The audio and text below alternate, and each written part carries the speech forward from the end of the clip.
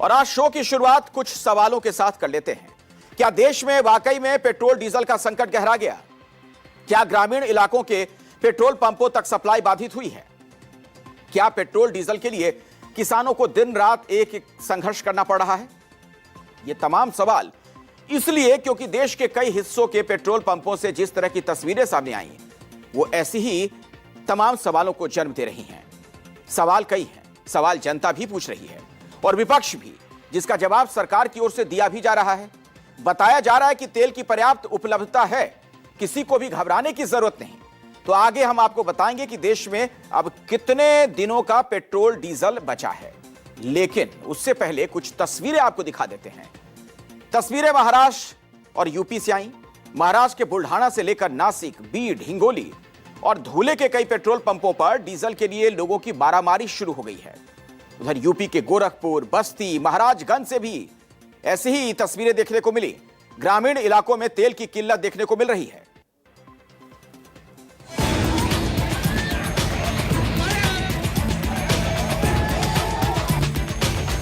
हाथों में बड़े बड़े गैलन लेकर बेतहाशा भागते लोग। तस्वीरें देखकर एक पल के लिए किसी को भी ऐसा लग सकता है यहां मानो कोई रेस चल रही हो, या फिर इन लोगों के पीछे कोई बेहद ही खूंखार जीप पड़ गया हो, जिससे बचने के लिए लोगों में अफरा तफरी मची है। लेकिन ऐसा बिल्कुल भी नहीं। दरअसल ये तस्वीर महाराष्ट्र के बुल्ढाना जिले के लोणार स्थित कमलजा पेट्रोल पंप की है, जहां बड़ी संख्या में लोग डीजल लेने के लिए इस तरह से भागम भाग करते नजर आए। बताया जा रहा है कि पंप पर डीजल का स्टॉक खत्म हो गया था, लेकिन लोगों से कहा गया था कि डीजल का टैंकर आने वाला है। लोग पंप के बाहर इंतजार करने लगे और जैसे ही टैंकर वहां पहुंचा, बैरिकेड हटा, लोगों में अफरा तफरी मच गई। महाराष्ट्र की एक और तस्वीर देखिए। आप गिनते गिनते थक जाएंगे, लेकिन लाइन में लगे गैलनों की गिनती खत्म नहीं होगी। ये तस्वीर महाराष्ट्र के बीड जिले की आष्टी तालुका के एक पेट्रोल पंप की है। यहां डीजल के लिए सैकड़ों किसान लाइन में लगे हुए हैं और टैंकर आने का इंतजार कर रहे हैं। ये हाल न सिर्फ दिन का है, बल्कि रात में भी पेट्रोल पंप पर लोगों की कुछ इसी तरह की भीड़ उमड़ रही है। डीजल के लिए लोगों को पेट्रोल पंप पर रात गुजारनी पड़ रही है, लेकिन डीजल न मिल पाने की वजह से किसानों के खेत का काम रुका हुआ है। महाराष्ट्र के ही हिंगोली की तस्वीर देखिए। डीजल के लिए रात के वक्त गैलन की लंबी लाइन लगी हुई है। इतना ही नहीं, पेट्रोल पंप के बाहर सड़क पर ट्रैक्टरों की भी लंबी कतार लगी हुई है। बताया जा रहा है कि हिंगोली जिले के कुछ पेट्रोल पंप पिछले 5 से 6 दिनों से बंद हैं। नासिक में पेट्रोल पंप बंद तो नहीं, लेकिन पंप पर डीजल उपलब्ध नहीं। पंप संचालक ने बाहर इसका बाकायदा बोर्ड भी लगा दिया है। लिखा है, डीजल पेट्रोल शिल्लक नहीं, यानी डीजल पेट्रोल नहीं बचा है। इसी वजह से पेट्रोल पंप के बाहर सड़क पर गाड़ियों की लंबी लंबी कतारें लग गईं। धुले में भी कमोबेश यही हालात हैं। यहां भी पेट्रोल पंप पर बोर्ड लगा दिया गया, डीजल उपलब्ध नहीं है। लेकिन समय खेती किसानी का है, लिहाजा किसान डीजल के लिए पेट्रोल पंप पर ही डटकर टैंकरों की बाट जोह रहे हैं। बताया जा रहा है कि धुले जिले के ज्यादातर पेट्रोल पंप पर डीजल की कमी है। शहर के 11 में से 8 पेट्रोल पंप पर डीजल खत्म होने की वजह से कई गाड़ी मालिकों को घर लौटना पड़ा। 2-3 दिन से डीजल की सप्लाई नहीं होने की वजह से पेट्रोल पंप पर सन्नाटा पसरा हुआ है। डिमांड के मुकाबले सप्लाई कम होने की वजह से पेट्रोल कंपनियों ने गाड़ियों में 1000 से 2000 रुपए तक का ही डीजल डालने का जुबानी आदेश जारी किया है। शहर और ग्रामीण इलाकों में गाड़ी मालिकों और किसानों ने डीजल न मिलने पर नाराजगी जताई और सरकार से डीजल की सप्लाई ठीक करने की मांग की है। न सिर्फ महाराष्ट्र बल्कि यूपी के भी कई शहरों के पेट्रोल पंप पर ऐसे ही हालात हैं। ये तस्वीर सीएम योगी के गृह जिले गोरखपुर की है। आसमान से बरसती भीषण गर्मी के प्रकोप के बीच पेट्रोल पंप पर डीजल के लिए भीड़ जुटने लगी। गैलनों के साथ पंप पर लोगों की लंबी लंबी कतार लग रही है। लोगों को घंटों इंतजार करना पड़ रहा है, बावजूद इसके लोगों को तेल नहीं मिल पा रहा। इस समय बरगदवा चौराहे के बगल में एचपी पेट्रोल पंप है। आप देखिए, यहाँ तेल नहीं है। भाई साहब, आप कहाँ से आ रहे हैं तेल लेने के लिए? बदल से यार। कितनी टंकियों देखते आ रहे हैं, यहाँ भी तेल नहीं मिला आपको? चौथा टंकी है। अच्छा, कितनी दिक्कतें हो रही हैं आपको? बहुत ज्यादा दिक्कत है भैया, बहुत ज्यादा। जनता बहुत परेशान है इससे। देखिए, जनता बहुत परेशान। भाई साहब, कहाँ से आ रहे हैं तेल लेने? हम तो गोरखपुर में रहते हैं, बट जितनी भी गोरखपुर के पेट्रोल पंप है, सब पे मैंने देखा बहुत किल्लतें हो रही हैं पेट्रोल पंप पे। अब ये सब अफवाह फैलने की वजह से हो रहा है या असल में संकट है, ये तो सरकार ही जाने। लेकिन इतना जरूर है कि इन सब में पिस जनता रही है, लोग परेशान नजर आए।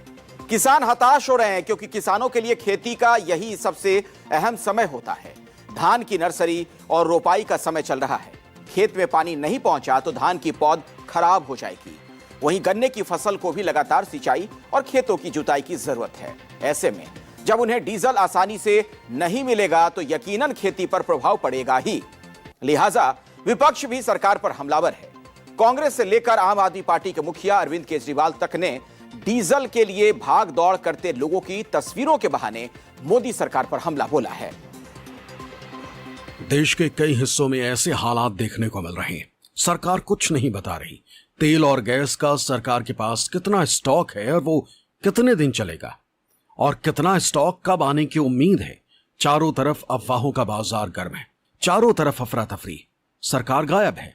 हर तरफ डीजल लेने की होड़ मची है। सब बेहद परेशान है क्योंकि डीजल से उनकी रोजी रोटी जुड़ी है। डीजल ना मिला तो उनका काम धंधा रुक जाएगा, परिवार तबाह हो जाएंगे। लेकिन इन बातों से नरेंद्र मोदी को क्या? वो तो बढ़िया देश विदेश की सैर करते, लोगों को टॉफियां बांटते, राजा वाली जिंदगी जीते। जनता मरे तो मरे, उन्हें रत्ती भर फर्क नहीं पड़ता। हालांकि विपक्ष के इन आरोपों और देश भर के पेट्रोल पंपों से आ रही तस्वीरों के बीच सरकार ने भी तेल की स्थिति को लेकर वजह बताई हैं। सरकार की भी नजर इस पर है। पेट्रोलियम एवं नेचुरल गैस मंत्रालय की ओर से प्रेस कॉन्फ्रेंस करके कहा गया कि देश में कच्चे तेल, प्राकृतिक गैस, पेट्रोल और डीजल की पर्याप्त आपूर्ति है। देश की मांग को पूरा करने के लिए तमाम रिफाइनरियां अपनी पूरी क्षमता से काम कर रही हैं। हमारे पास सफिशिएंट सप्लाईज हैं, क्रूड हो, नेचुरल गैस हो, पेट्रोल हो या डीजल हो।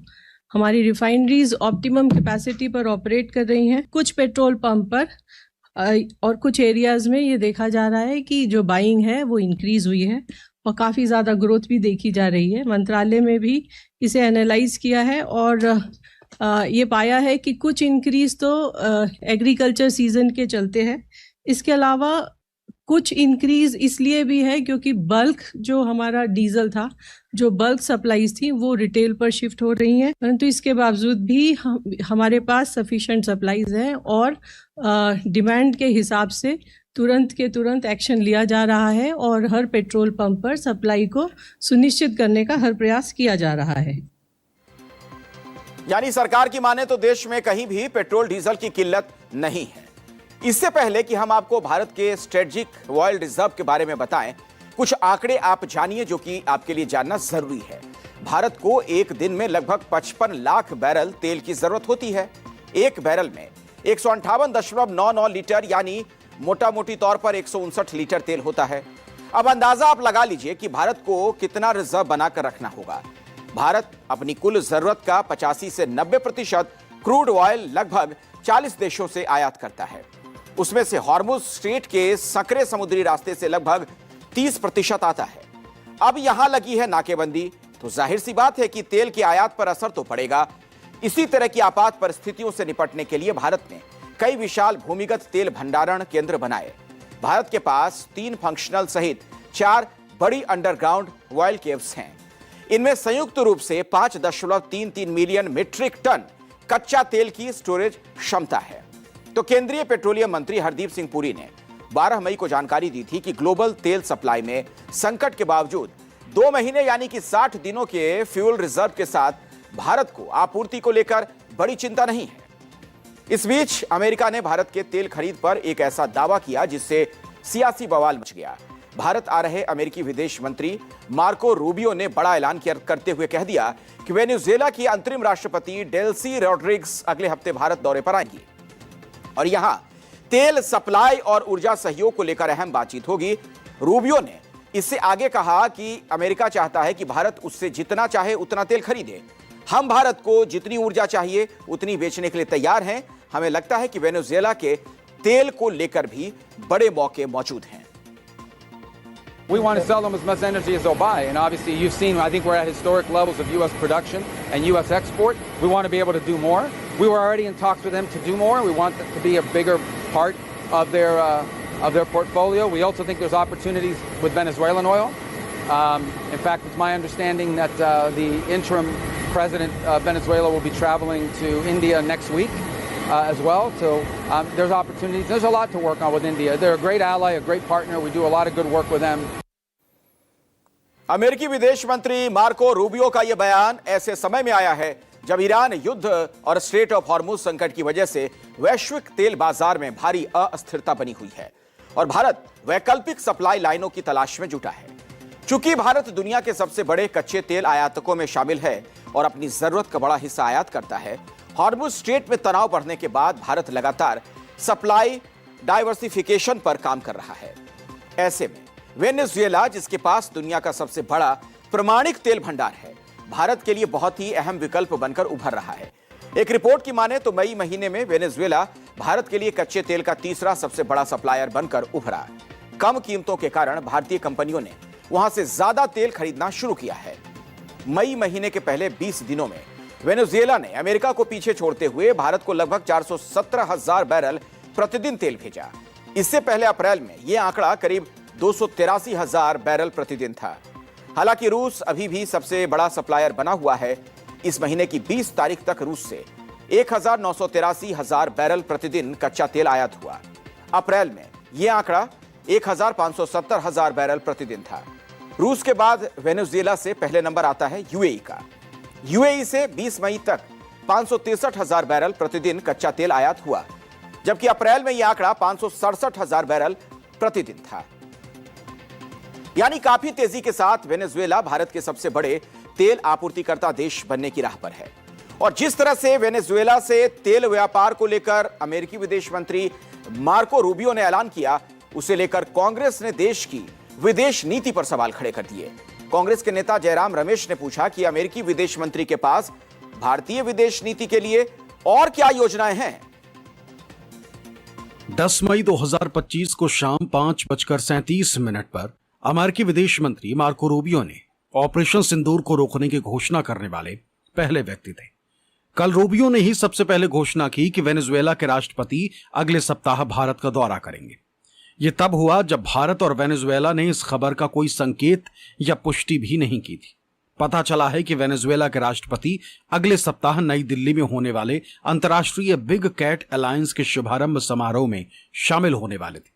हालांकि अफ्रीका में इबोला वायरस के प्रकोप के कारण इसे स्थगित कर दिया गया। अमेरिकी विदेश मंत्री के पास भारतीय विदेश नीति के लिए और क्या योजनाएं